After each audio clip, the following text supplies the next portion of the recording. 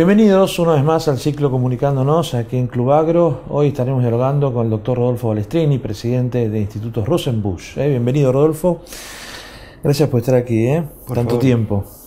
Tanto tiempo. Bueno, contanos un poco cómo nace el laboratorio Rosenbusch, ¿no? Que ya tiene ¿cuántos años de vida? Cumplimos el año que viene 100. La pucha.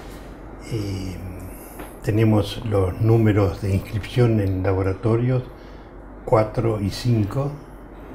Y bueno, hoy si reiniciáramos la actividad, se inscribiría Rosenbusch o otra empresa con el número de 8.000 o 9.000 por ahí. Debe ser uno de los más viejos, ¿no? Somos, Hoy que son los más... más que viejos, los dinosaurios, somos los que sobrevivieron. Claro, se vivieron. Sí. Somos los únicos. Claro. Y los únicos que cotizamos en bolsa, ya con 56 años en forma ininterrumpida. Es decir, hace 6 años tuvimos una convocatoria por ser... Éramos 3 únicas empresas en el país que cotizaban 50 años en forma continua. Sí.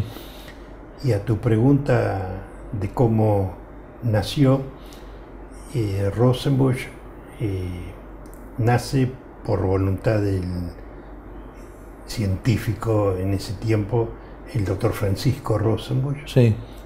que era hijo de inmigrantes alemanes radicados en Santiago del Estero, La Banda. Ajá.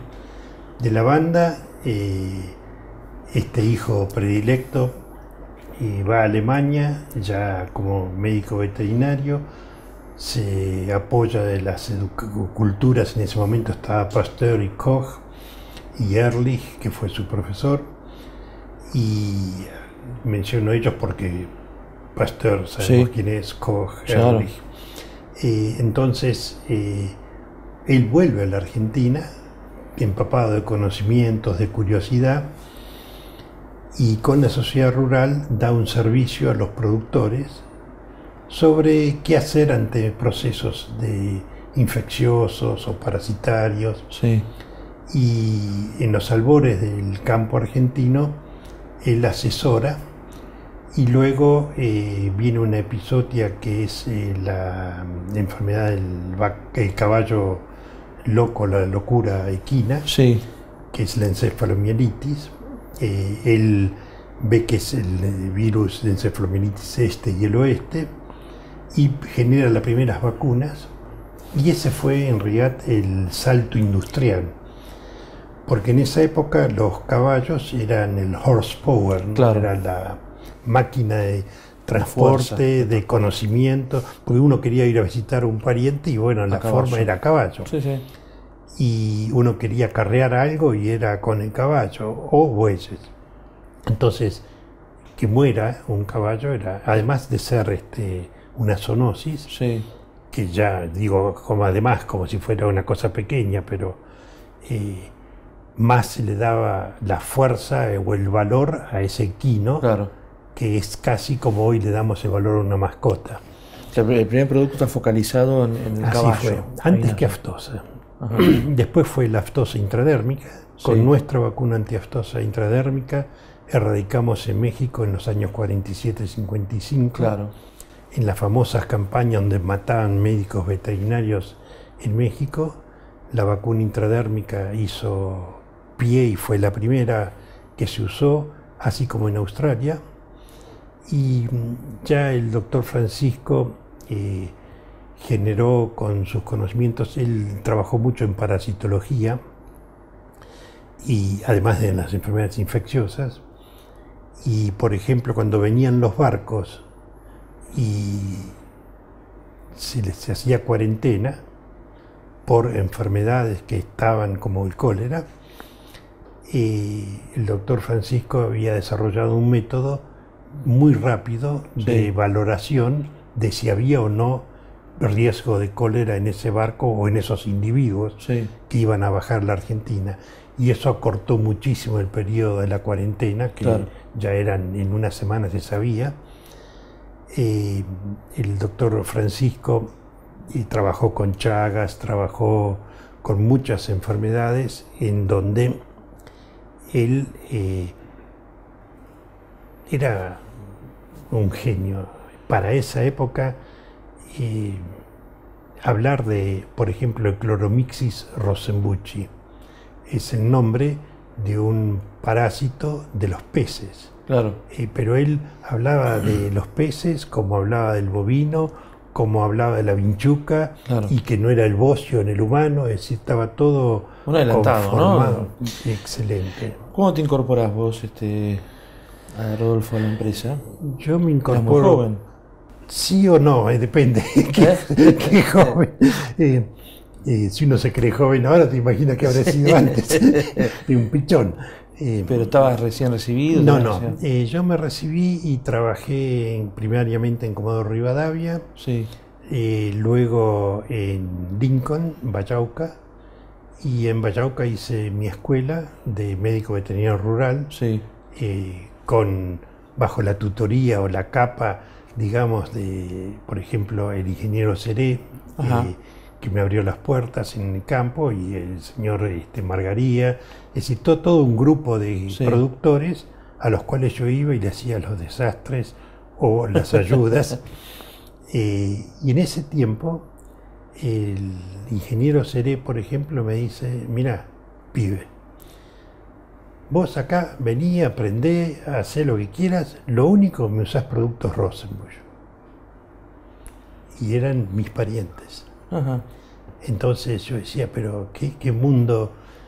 Y él me explicaba de que quería productos Rosenbusch porque me decía, yo con lo que, como uso yo y usan tantos más productores, el laboratorio da ganancias, yo tengo esas acciones y con esas ganancias me pago 5 años todos los productos, así que para mí no es problema porque se paga solo. Se paga solo.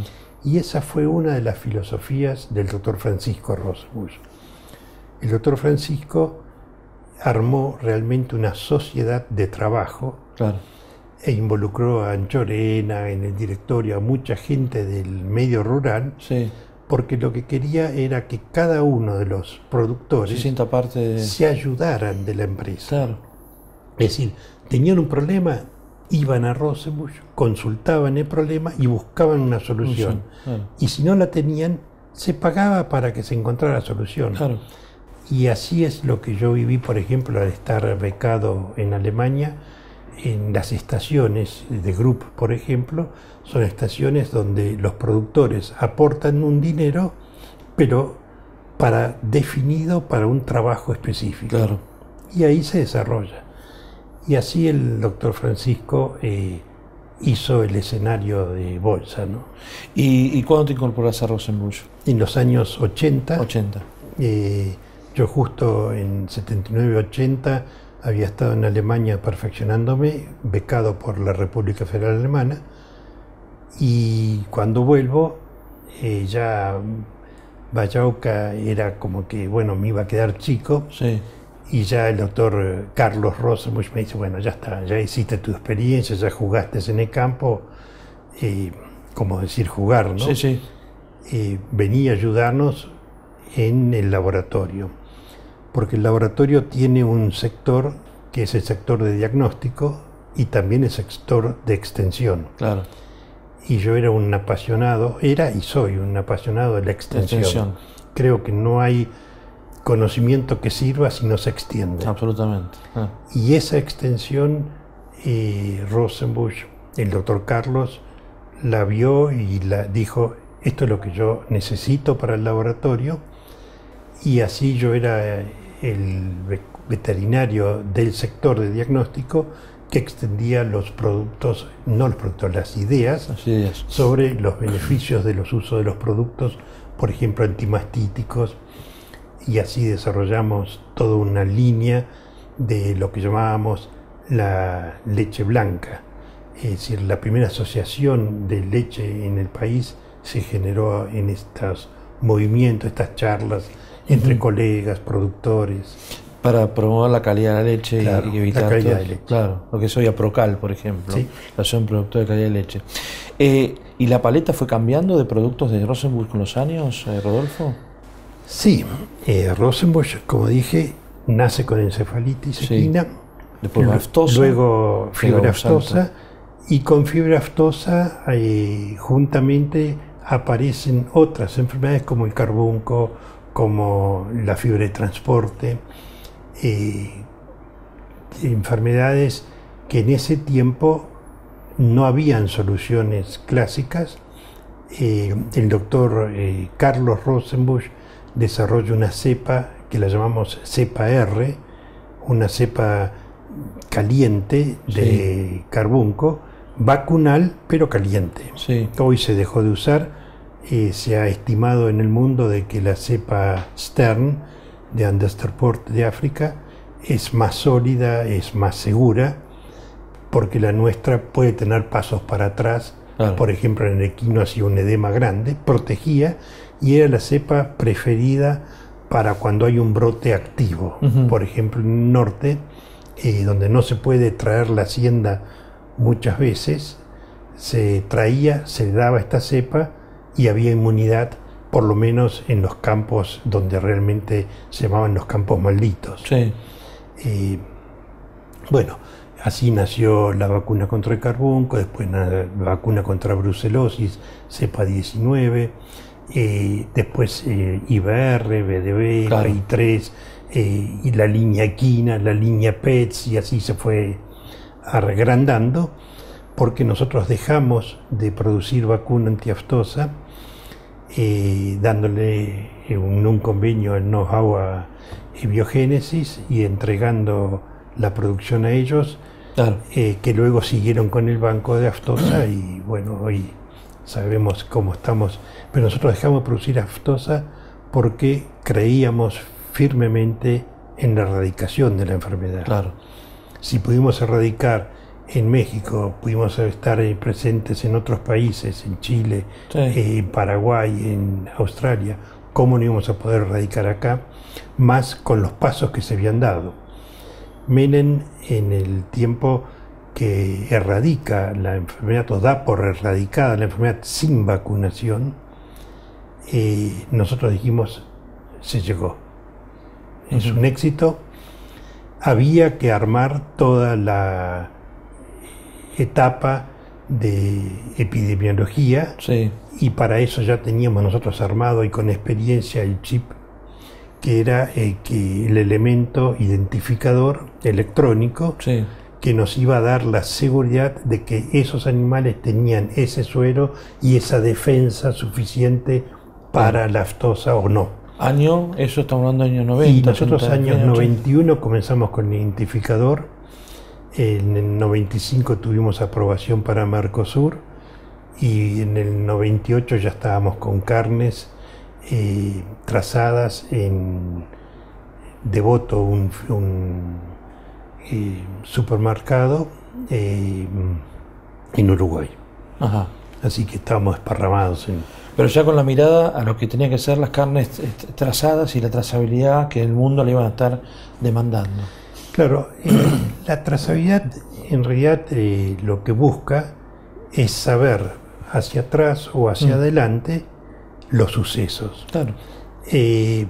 Habían cosas que nos pueden dar un valor agregado, como que es orgánico, o es natural, o es bio, pero en realidad habían temores muy grandes, fundados por una enfermedad que desconocíamos en el año 86 todavía exactamente, y fue la genialidad del hombre encontrar de que una cadena, en vez de ser tridimensional, es chata, y eso es un prión, y el prión hace una enfermedad degenerativa en la cabeza que da el Mad Disease, la enfermedad de la vaca loca, pero en el hombre toda esa patología de Alzheimer y demás, que no se sabe bien si corresponde o no corresponde, pero la enfermedad de la vaca loca y la transmisión de ella al humano es un problema. Sí. Argentina es uno de los países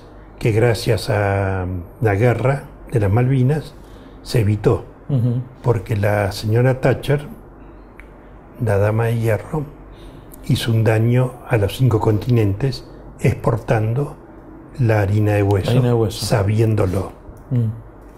Cosa que yo, discúlpeme, no lo perdono. No, sin duda, pero acá nos antepusimos, ¿no? Tanto el desarrollo que hizo Carlos Van Hedren con Alejandro Judel, que trabajaron anticipadamente desde el mal de la vaca loca. Y sí, el doctor Carrillo, perdón, también. El INTA ha tenido siempre en avanzada colegas que trabajaban adelantados. El doctor Schudel adelantaba enviando colegas al exterior para que se perfeccionaran y volvieran. Claro. No siempre ocurría que volviéramos, ¿no? Porque a veces es tentador el exterior también. Absolutamente. Pero esas carnes trazadas también llevaron a que desarrollen esta marca, ¿no? Que es Pampa Mía, que es la marca con la cual se conocen las carnes trazadas Rosenbusch en el mundo. Y este libro muestra un poco dónde tiene presencia, ¿no? En distintas partes de Alemania, en Inglaterra, en España. Pampa Mía, carnes argentinas. Acá todo el trabajo que implica el sistema de trazabilidad de productores integrados de Rosenbusch con lo que es el plan, que es muy interesante porque tiene todo un trabajo incorporado que va desde la presentación de la tropa hasta el ingreso a la comercialización, ¿no? Esto es lo que es Pampa Mía, el sistema de seguimiento que tiene, todo lo llevan ustedes. Claro, esto es casi emular el trabajo del doctor Francisco o el doctor Carlos Rosenbusch. Sí. Porque lo que se buscaba es la integración de una empresa como puede ser Rosenbusch, que produce productos y da servicios al productor, y que el productor a su vez está produciendo proteínas animales, y que esas proteínas animales tienen como destino el hombre. Claro. Y que el hombre a su vez debe reconocer y en alguna forma agradecer o compensar económicamente quien hace ese trabajo. Entonces así se cierra todo el círculo de carnes integradas, porque si hablamos de sustentabilidad, por ejemplo, o yo hago una explotación en mi campo para que sea rentable y económica sin atender al medio ambiente, o pienso en una sustentabilidad. Pero alguien tiene que pagar para que sea sustentable, para que no dañe el medio ambiente, para que no lo destruya por pisadas, por sobrecomidas. En África el desierto avanza porque no damos coto a la productividad sustentable o racional. Por ejemplo, cuando nosotros vendíamos carnes en años A, Walmart, un supermercado, ya había previsto, 2005-2006, había previsto que en el año 2015, 10 años más, no iban a comprar más carnes provenientes de Brasil con desmonte, es decir, Mato Grosso do Sul es una rama de Mato Grosso que ya estaba sabiendo de que la deforestación y la destrucción de parte del patrimonio mundial, si no se atendía, iba a ser castigado. Claro. Y eso hace producción integrada. Obviamente este sistema y este trabajo se detuvo con la decisión casi irracional del gobierno anterior de cerrar las exportaciones. Todo este proyecto entró en stand-by, ¿no?